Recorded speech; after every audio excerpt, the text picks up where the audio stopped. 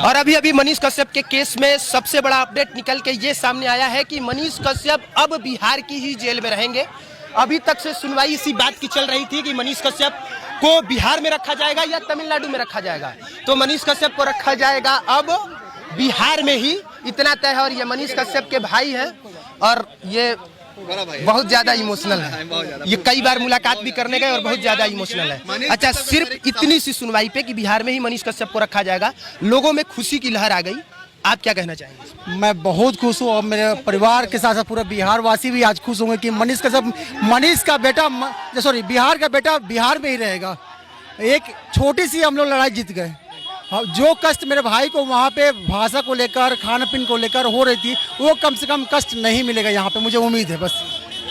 और अब क्या लगता है कि अब जो प्रोसेस चल रहा है उस प्रोसेस के अनुसार मनीष कश्यप को अभी भी बिहार की जेल में अंदर कितने दिन तक रहना पड़ सकता है? कोई बात नहीं है, 1 महीना रहे, 2 महीने रहे या 3 महीने रहे, बिहार की धरती पे जब अपने जन्मभूमि पर रहेगा वो रह लेगा। हम लोग कोर्ट जो होती कानूनी प्रक्रिया होती है उस आधार पर हम लोग जाएंगे, लोग लड़ेंगे, लोग कोई दिक्कत नहीं है। कम से कम बिहार की मिट्टी में तो रहेगा और बिहार की खुशबू तो कम से कम लेगा, अपने लोगों के साथ में तो रहेगा।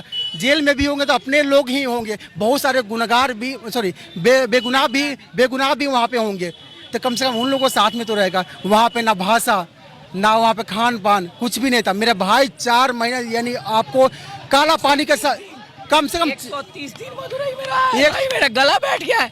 130 दिन के बाद आया है और बिहार की धरती पे अब आप लोगों के बीच रहेंगे और बहुत जल्द आप लोगों के साथ आकर आप लोगों के साथ दुगुनी मजबूती के साथ आप लोगों के साथ काम करेंगे। अच्छा, ये जो राजनीतिक दबाव ऐसा लग रहा था कि ऊपर से बहुत पॉलिटिकल प्रेशर है, क्या वो प्रेशर यहाँ पे नजर आया? हम लोग कानून पे विश्वास करते थे। कानून पे जज साहब को मैं बहुत बहुत धन्यवाद, उनको चरणों में मेरा प्रणाम कि हाँ उन्होंने बेफिक्र होकर बिना दबाव में बिना कुछ किए हुए भाई के पक्ष में सुनवाई है और सत्य की जीत हुई आज।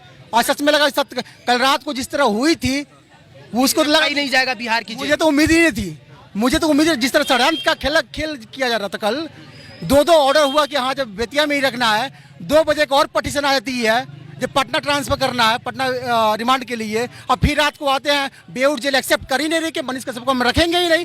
तो हमको मेरी माँ कल रात से ही रो रही थी, पूछ लिए, बहुत सारा रिकॉर्डिंग इनके पास भी होगा। मेरी माँ आज भी अभी भी गिड़गिड़ाती रही कि मेरे बेटे के साथ फिर से कोई अनहोनी ना हो जाए। 2 घंटे के मशक्कत के बाद में वहाँ बेऊर प्रशासन ने लिया, अंदर लिया, लेकिन 2 घंटे तक हम लोग स्ट्रगल करते रह गए कि मनीष जाए तो जाए कहाँ। तमिलनाडु प्रशासन भी कंफ्यूज थी, बेतिया रखूँ, यहाँ पे रखूँ कि कहाँ रखूँ।